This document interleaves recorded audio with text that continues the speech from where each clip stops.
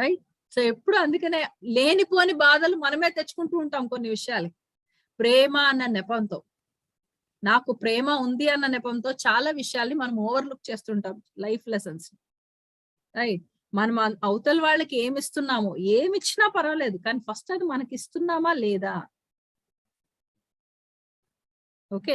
First అది మనకు మనం ఇప్పిస్తున్నామా లేదా అన్నది మనకు తెలియాలి. రైట్. ఇది అవతల మనిషికి సంబంధించింది కాదు. బంధం అనేది అవతల మనిషికి సంబంధించింది కాదు. నాతో నా బంధం ఎలా ఉంది? నా భాగస్వామి నాతో కరెక్ట్‌గా ప్రవర్తించట్లేదంటే, నా లోపల ఉన్న భాగస్వామితో నేను ఎలా ఉంటున్నానో నాకు తెలియాలి. నా తల్లిదండ్రులు నాతో బాగుండట్లేదంటే, నా లోపల ఉన్న మాతృత్వంతో నేను ఎలా ఉంటున్నాను? దాంతో బంధం నాకు ఎలా ఉంది? నా గురువులు నాతో బాలేరు అంటే, నా లోపల ఉన్న గురుతత్వంతో నేను ఎలా ఉన్నానో నాకు తెలియాలి. బయట ఎవ్వరూ బాలేరు. కానీ లోపల అన్ని బంధాలతో చాలా అద్భుతంగా ఉన్నాను. సో బయట బాలేరు అన్న కాన్సెప్టే మీకు కనపడదు. Okay. It is not about other person.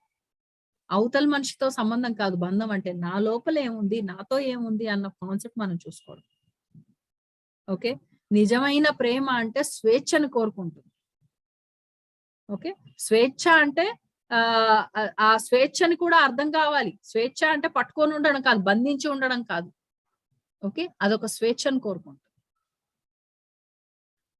Right.